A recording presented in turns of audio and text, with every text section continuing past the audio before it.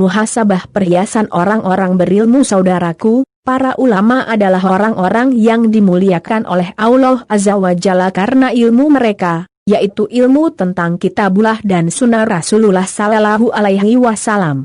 Allah Azza wa Jalla memuliakan mereka di kehidupan dunia yang fana ini dan kelak di akhirat. Mereka adalah orang-orang yang paling beruntung karena menjadi pewaris para nabi.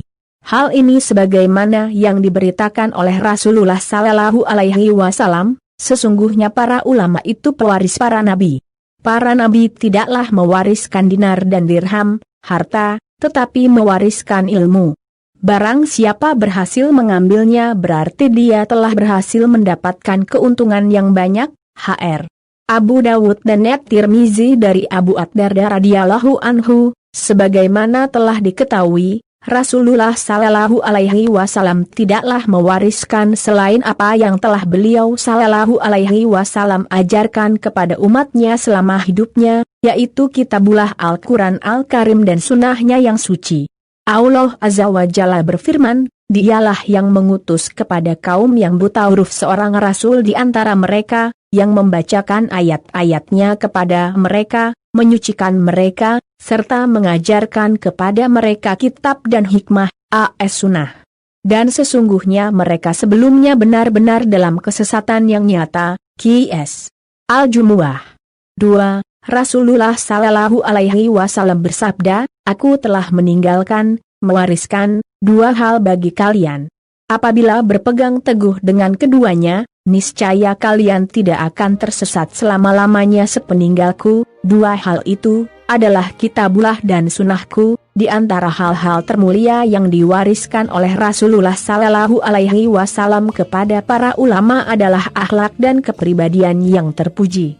Allah Azza wa Jalla memujah Nabi Sallallahu Alaihi Wasallam karena sifat tersebut dalam firman-Nya, dan sesungguhnya kamu benar-benar berbudi pekerti yang agung. Qs. Al-Kalam 1:4. Ummul Mukminin Aisyah radhiyallahu anha menjelaskan bahwa akhlak Rasulullah adalah Al-Quran, sebagaimana disebutkan oleh sebuah hadits sahih yang diriwayatkan oleh Al-Imam Muslim rahimahullah di dalam sahihnya.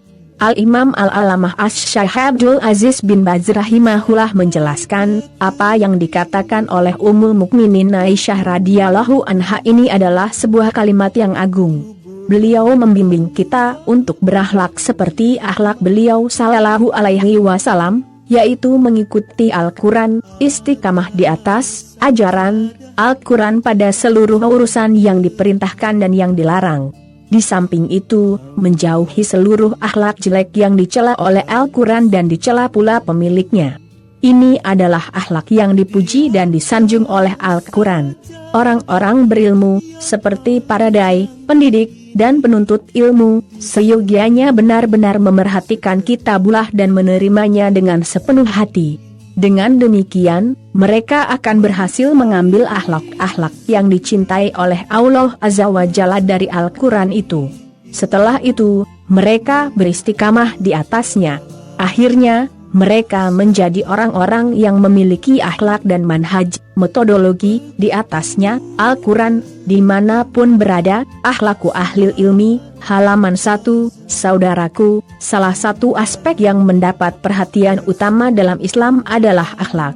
Islam memang memuliakan orang-orang yang berilmu, bahkan mewajibkan semua penganut ajaran Islam untuk menuntut ilmu seperti disampaikan dalam hadis yang diriwayatkan dari Ibnu Majah, menuntut ilmu wajib hukumnya bagi setiap muslim, baik perempuan maupun laki-laki, namun Islam juga mensyaratkan akhlak untuk kesempurnaan ilmu. Saudaraku, dalam Syarhul Hilyah fi Talabul Ilmi, Syekh Muhammad bin Salih Al-Utsaimin menjelaskan, orang yang menuntut ilmu wajib menghiasi dirinya dengan akhlak, sebab tanpa akhlak, ilmu yang didapat tak akan memiliki faedah sama sekali. Kepandaian dalam bidang keilmuan tertentu tak akan bisa memberi manfaat secara maksimal jika tak diiringi dengan akhlak yang mulia, sebab akhlak adalah ruh utama untuk kebermanfaatan ilmu. Para ulama zaman dahulu terbiasa mendahulukan dan memberi porsi lebih untuk belajar akhlak daripada ilmu. Salah satunya adalah Abdullah bin Mubarak yang bertutur dalam Gayatun Nihayah fi Tabaqatil Qur'a, saya mempelajari adab selama 30 tahun dan saya mempelajari ilmu agama selama 20 tahun, dan mereka, para ulama, memulai pelajaran mereka dengan mempelajari adab terlebih dahulu kemudian baru ilmu. Begitu pentingnya akhlak dalam Islam hingga Rasulullah Muhammad SAW menyebut dirinya diutus Allah Azza wa Jalla bukan untuk tujuan lain selain untuk menyempurnakan akhlak. Dengan begitu, akhlak seharusnya tetap digunakan sebagai pijakan utama bagi setiap muslim dalam melakukan berbagai hal, baik yang terkait dengan dirinya sendiri maupun dengan orang lain. Dilihat dari fungsinya, akhlak adalah pembeda untuk pintar dan benar. Orang yang berilmu tentulah pintar, namun jika tidak melengkapi dirinya dengan akhlak, maka tak ada jaminan kepintaran yang dimilikinya mampu mengantarkan pada kebenaran. Sekalipun orang tersebut mengaku sebagai alim ulama, namun jika akhlak yang ditampilkan tercela, maka tak ada kebenaran yang bersemayam di setiap wejangan atau nasihat yang disampaikannya. Akhlak juga berfungsi sebagai benteng yang melindungi orang berilmu dari berbagai macam godaan. Sebab, orang berilmu tak akan pernah lepas dari godaan. Salah satu yang paling sering menghantui adalah kesombongan. Orang yang berilmu cenderung mengira dirinya sudah tahu segalanya, merasa kebenaran hanyalah apa yang keluar dari mulutnya. Padahal akhlak itu sangatlah sederhana, berbuat baik kepada orang lain, menghindari sesuatu yang dapat menyakitinya, baik fisik maupun hati, dan menahan diri ketika disakiti. Madarijus Salikini I-318-319. Karenanya, selalu lengkapi diri kita dengan akhlak, sebab hanya dengan cara itu, ilmu yang kita miliki dapat memberi kebaikan untuk diri sendiri dan orang lain. Jadikan pula akhlak sebagai ukuran dalam menilai keilmuan seseorang, jangan sampai kita terperosok dalam lubang kelam akibat salah memilih panutan. Jika ilmu adalah cahaya, maka akhlaklah penghias dan penyempurnanya. Seorang mukmin bukanlah seorang pengumpat, pengutuk, yang berkata keji dan berkata kotor. Hadis riwayat Tirmizi. Lebih jauh Imam Ibnul Mubarak rahimahullah mengisyaratkan urgensi adab dalam ucapannya yang masyhur. 1198, aku belajar adab selama 30 tahun dan belajar ilmu selama 20 tahun. Dahulu, orang-orang belajar adab dulu sebelum belajar ilmu. Saudaraku, akhlak yang baik adalah perhiasan orang-orang berilmu. Namun sebaliknya, nafsu yang diperturutkan akan membinasakannya. Rasulullah Sallallahu Alaihi Wasallam bersabda, 2-3 hal yang membinasakan.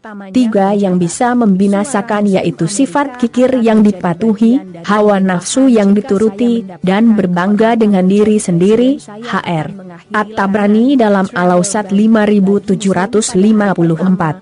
Lihat Sahal Jeni, nomor 3045, keberadaan guru, kiai, atau ulama dalam mekanisme transfer ilmu itulah yang menempati makam spiritual yang tak terbantahkan buah-buah manisnya di kemudian hari.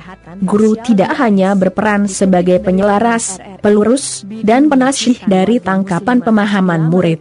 Guru melampaui itu, menebarkan ridanya, berkahnya, dan doanya agar murid-muridnya diberi pemahaman oleh Allah Azza wa Jalla, dengan pemahaman ilmu yang lurus, baik, dan bermanfaat.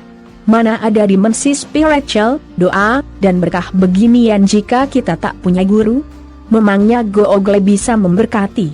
Sangat jelas bahwa tujuan utama kita menggali ilmu, berguru, membaca, berdiskusi, merenung, dan lain-lain, tiada lain untuk menuju kepada buah-buah ilmu yang beraras kebaikan, keadaban, dan keluhuran baik untuk diri sendiri maupun orang lain ketika nantinya kita siarkan. Pencapaian tertinggi ilmu begini hanya mungkin direngkuh bila timbunan ilmu di kepala kita dibingkai oleh keluhuran akhlak. Mau sejenius apapun seseorang, seluas apapun ilmunya, dan sedalam apapun referensinya, jika hatinya tak bersendikan adab yang karim, niscaya ilmunya takkan mampu mencahayainya menuju kebijaksanaan tersebut. Saudaraku, ilmu yang tidak bijaksana, apalah gunanya?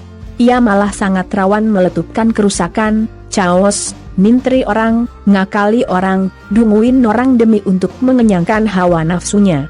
Makanya, Imam Ghazali, dalam jilid pertama Ihya Ulumuddin, mengingatkan perihal betapa mengerikannya orang berilmu yang tidak bermanfaat tersebut, alias tidak mengantarnya meraih kebijaksanaan hidup.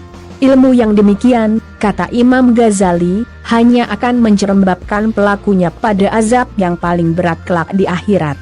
Sampai di sini, terang sekali bahwa kedudukan adab atau akhlak itu di atas ilmu dan semestinya lebih dikedepankan. Babakan ilmu jelas penuh dengan berbagai kemungkinan hipotesis benar atau salah.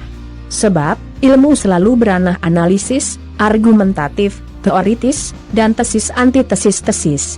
Sedemikian labilnya otoritas kebenaran ilmu, sementara otoritas akhlak karimah adalah mutlak niscaya. Lantas apa alasan kita untuk menyerang, menyudutkan para sesepuh, pini sepuh, alim ulama, para masyayikh, para guru, para orang tua?